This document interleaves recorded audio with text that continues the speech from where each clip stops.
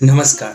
क्या आपने कभी सोचा है कि एक वाक्य पूरे देश की सोच बदल सकता है?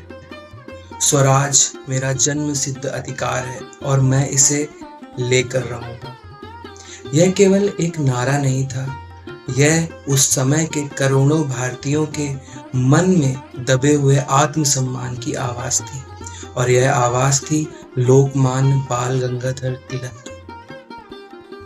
लेकिन तिलक केवल एक स्वतंत्रता सेनानी नहीं थे, वे एक दार्शनिक, शिक्षक, पत्रकार और ऐसे विचारक थे जो मानते थे कि किसी भी राष्ट्र की वास्तविक शक्ति उसके जागरूक नागरिकों में होती है।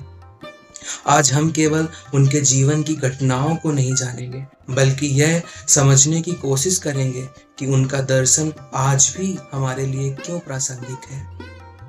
23 जुलाई 1856 को महाराष्ट्र के रत्नागिरी में बाल गंगाधर तिलक बचपन से ही तेज बुद्धि और निडर स्वभाव के थे। उन्हें अन्याय बिल्कुल स्वीकार नहीं था। उन्होंने शिक्षा को केवल नौकरी पाने का माध्यम नहीं माना। उनका विश्वास था कि शिक्षा का उद्देश्य ऐसे नागरिक तैयार करना है जो अपने अधिकारों और कर्तव्यों दोनों को समझें। इसी सोच के साथ उन्होंने अपने साथियों के साथ शिक्षा के क्षेत्र में महत्वपूर्ण कार्य किए और बाद में पत्रकारिता को भी समाज जागरण का माध्यम बनाया। उन्होंने 2 समाचार पत्र शुरू किए, केसरी और द मराठा। इन अखबारों में वे अंग्रेजी शासन की नीतियों की खुलकर आलोचना करते थे। उस समय जब सच बोलना भी अपराध माना जाता था, तिलक ने कलम को संघर्ष का हथियार बना दिया। लेकिन तिलक का सबसे बड़ा योगदान शायद यह था कि उन्होंने स्वतंत्रता को कुछ नेताओं की चर्चा से निकालकर आम जनता का सपना बना दिया। उनका प्रसिद्ध वाक्य स्वराज मेरा जन्म सिद्ध अधिकार है और मैं इसे लेकर रहूंगा, इसका अर्थ केवल राजनीतिक आजादी नहीं था। तिलक के लिए स्वराज का मतलब था अपने जीवन, अपने निर्णय और अपने भविष्य पर स्वयं का अधिकार। वे मानते थे कि यदि कोई समाज अपनी सोच, अपनी संस्कृति और अपने निर्णयों के लिए दूसरों पर निर्भर है, तो वह वास्तव में स्वतंत्र नहीं है। तिलक के दर्शन का एक और महत्वपूर्ण पक्ष था कर्म।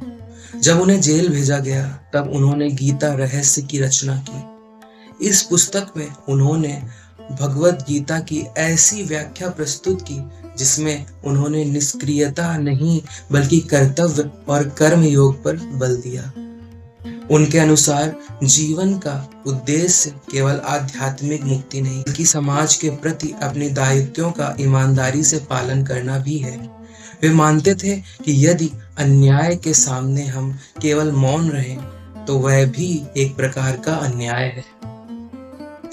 तिलक ने धार्मिक और सांस्कृतिक आयोजनों को भी सामाजिक जागरण का माध्यम बनाया। उन्होंने सार्वजनिक गणेश उत्सव और शिवाजी जयंती के आयोजन को प्रोत्साहित किया। उनका उद्देश्य केवल त्योहार मनाना नहीं था, बल्कि लोगों को एक मंच पर लाना, उनमें आत्मविश्वास जगाना और राष्ट्रीय चेतना पैदा करना था। उनके लिए संस्कृति केवल अतीत की स्मृति नहीं थी, बल्कि वर्तमान को बदलने की शक्ति थी। तिलक का जीवन हमें यह भी सिखाता है कि सत्ता केवल शासन बदलने से नहीं आती। यदि हमारे भीतर प्रश्न पूछने का साहस नहीं है, यदि हम अपने अधिकारों के प्रति जागरूक नहीं हैं, यदि हम अपने कर्तव्यों से दूर भागते हैं, तो बाहरी स्वतंत्रता भी अधूरी रह जाती है। यही कारण है कि तिलक का दर्शन आज भी उतना ही प्रासंगिक है जितना एक सदी पहले था।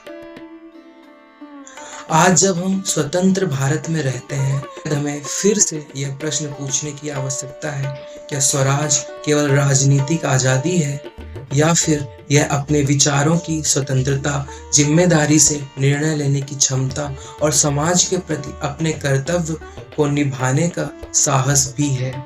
शायद लोकमान्य तिलक का उत्तर यही होता कि सच्चा स्वराज पहले व्यक्ति के भीतर जन्म लेता है, तभी वह राष्ट्र तक पहुंचता है। इसी सोच ने उन्हें इतिहास में केवल एक नेता नहीं बल्कि एक युग निर्माता बना दिया।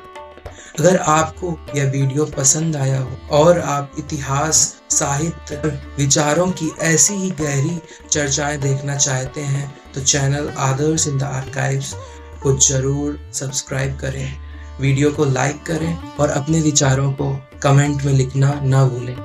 धन्यवाद।